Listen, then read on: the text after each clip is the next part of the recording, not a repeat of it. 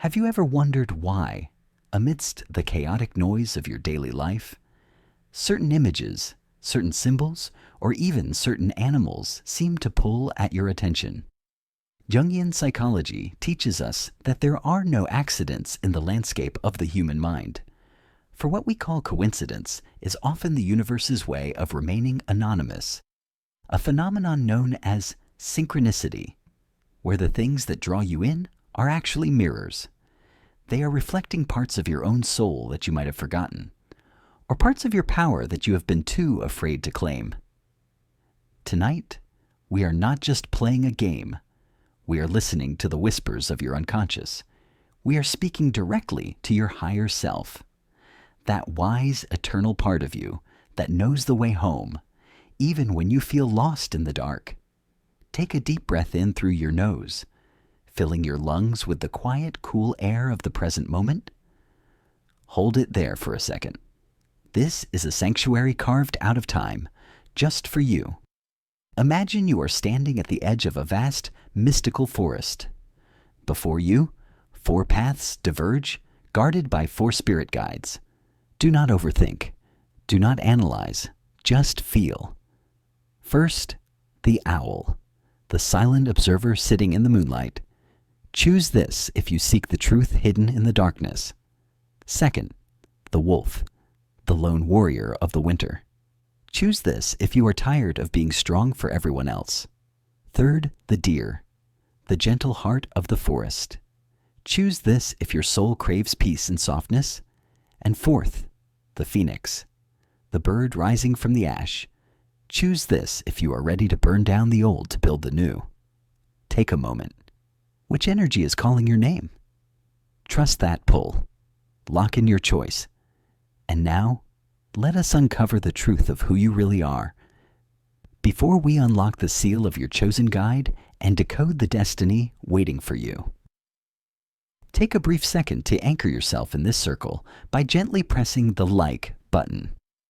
Consider it a signal to the universe that you are open to receiving this message. And if you haven't already, join our sanctuary by subscribing, so you never miss a moment of clarity in this noisy world. Now, lock in your choice.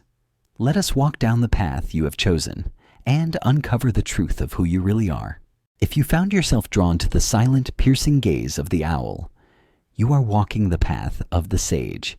You are the keeper of the hidden library.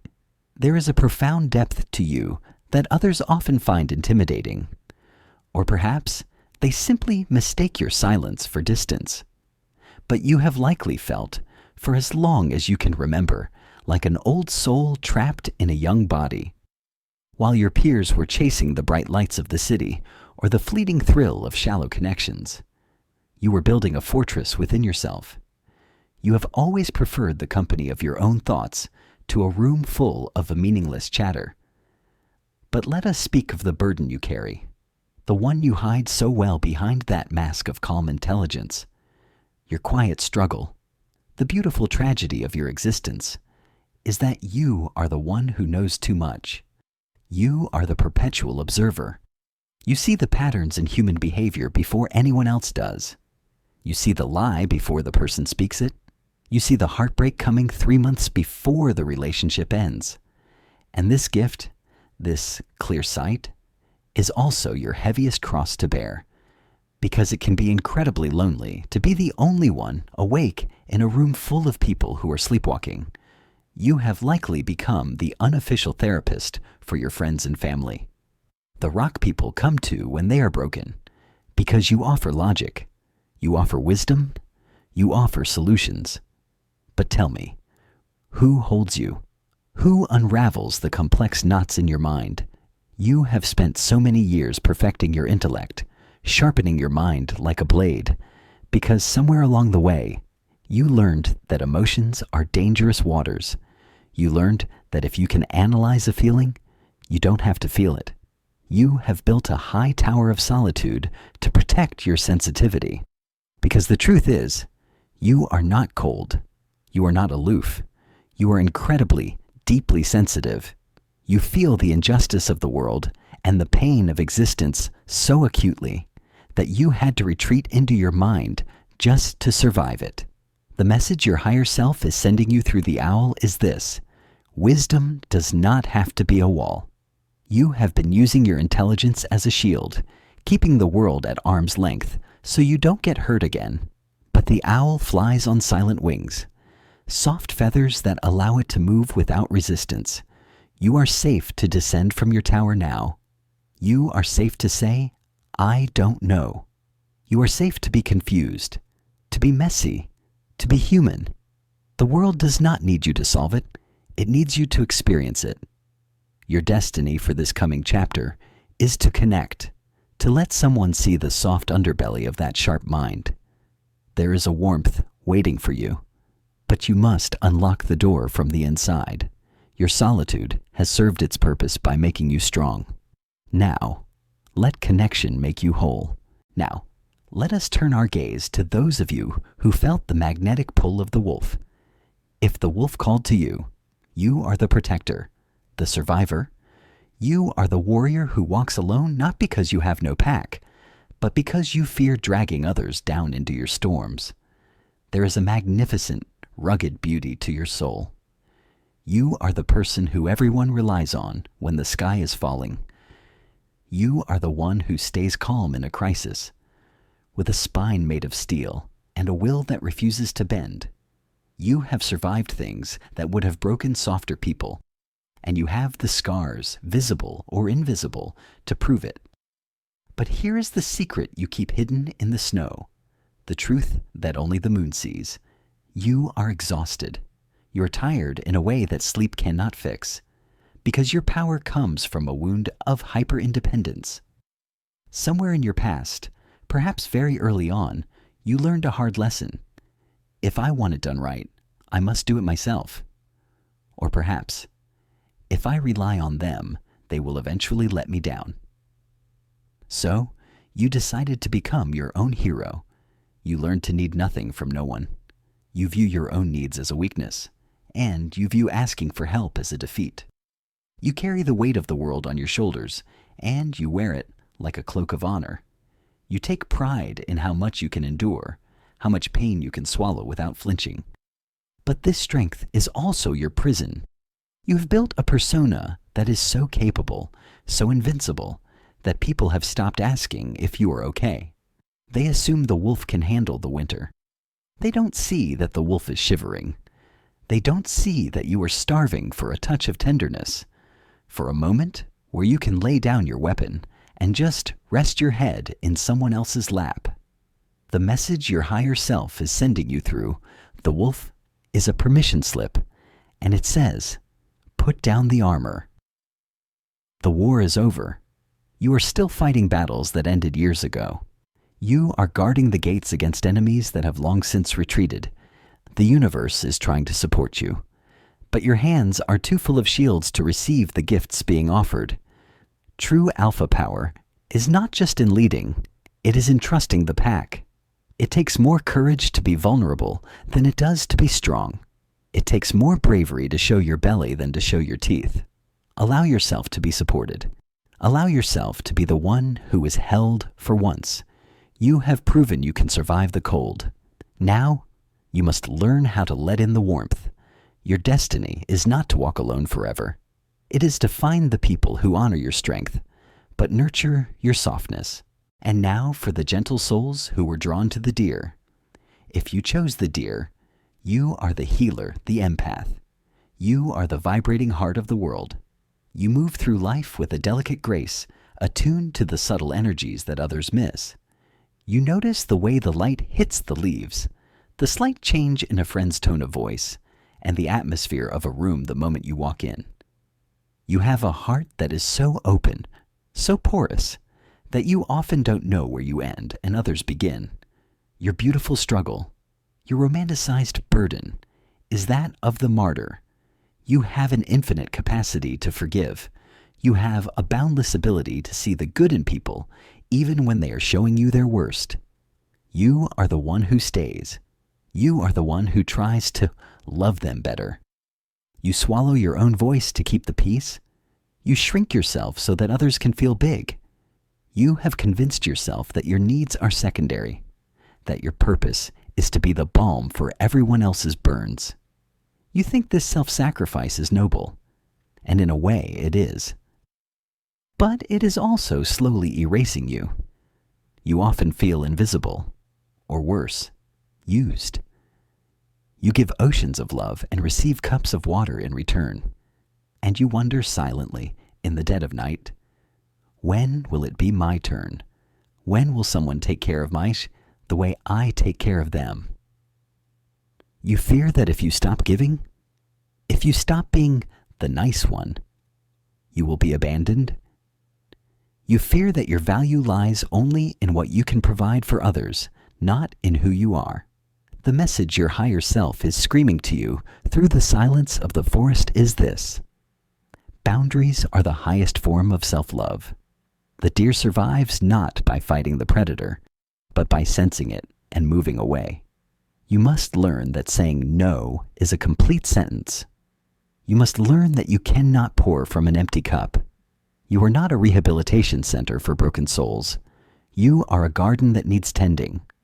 Your gentleness is your superpower, yes, but a garden without a fence gets trampled.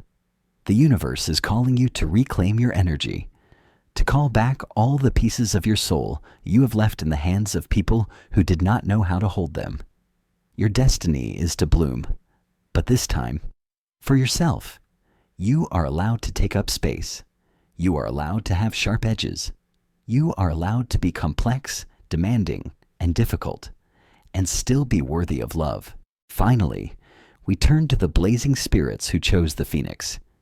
If the bird of fire called your name, you are the rebel, the creator, the alchemist.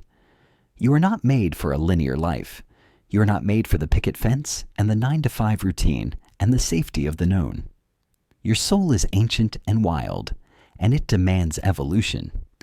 You have likely lived a life of extremes. High highs and low lows. You feel things with a terrifying intensity. When you love, you burn. When you grieve, you shatter. People might label you as unstable, chaotic, or too much. They might say you are inconsistent, that you change your mind, your career, or your style too often. But they do not understand the physics of the phoenix. You are not unstable. You are cyclical. Your humble brag, your sacred wound, is that you are constantly outgrowing your own life. You build a reality, you master it, and then you feel the itch, the feeling that the walls are closing in, that the air is getting stale. And so, you burn it down. You sabotage, or you leave, or you destroy, so that you can build again. This process is painful. It is the pain of the molting bird. You often feel like a stranger in your own life because you change so fast that your friends and family cannot keep up. You feel misunderstood, like a colorful bird in a flock of pigeons. You carry the guilt of leaving people behind, the guilt of not being satisfied with good enough. The message from your higher self is a thunderous affirmation. Do not apologize for the fire. You are not broken because you cannot settle. You are an architect of the new. The destruction you are feeling right now, the confusion, the feeling that everything is falling apart, it is right on schedule. It is the necessary ash from which your next version will rise. You are being prepared for a level of existence that you cannot yet imagine. Do not try to glue the old eggshell back together. Let it break. Let the relationships that don't fit you fall away. Let the career that drains you crumble. Trust the void. Trust the empty space, because it is in that space that your wings are forming. Your destiny is not stability. It is expansion. You are here to show the world that it is possible to die 1,000 deaths in one lifetime and still rise, more beautiful, more vibrant, and more alive than ever before. Now, take a moment to let those words settle into your bones. Realize that these spirit guides are not just labels. They are aspects of your wholeness. But the one you chose today acts as a compass. It points to where your energy is blocked, and where your greatest potential for healing lies. The world often tells us that our pain is a mistake. It says the owl is too isolated, the wolf is too hard, the deer is too weak, and the phoenix is too messy. But that is the great lie. Your pain is not a mistake. Your pain is the map. The isolation of the owl is actually the cocoon for wisdom. The hardness of the wolf is simply the structure of leadership. The sensitivity of the deer is your antenna for divine connection. And the messiness of the phoenix, that is just the raw material for art. You do not need to fix yourself. Healing is not about becoming someone else. Healing is about becoming who you were, before the world told you who to be. I know this transformation feels terrifying. To the owl, coming down from the tower feels like exposure. To the wolf, dropping the shield feels like danger. To the deer, speaking up feels unnatural. And to the phoenix, staying in the ashes feels like the end. But listen to me. Fear is not a stop sign. Fear is a compass. It tells you exactly what you need to do next to grow. You have carried these burdens long enough. You have survived the winter. Now you must trust the spring. You are ready to lay down the weight of the past and walk lighter into your future. So I want you to make a small sacred promise to yourself right now. If you are the owl, promise to share a vulnerable thought with someone this week. If you are the wolf, promise to ask for help with just one small task. If you are the deer, promise to say no to one thing that drains you. And if you are the phoenix, promise to create something out of your current emotions. Whisper this vow to the universe. Speak it into existence. And if this message resonated, leave the symbol of your spirit guide in the comments below. Let us create a forest of healing down there, a sanctuary where we witness each other's journeys. You are not alone. You have never been alone. Take care of that beautiful heart of yours.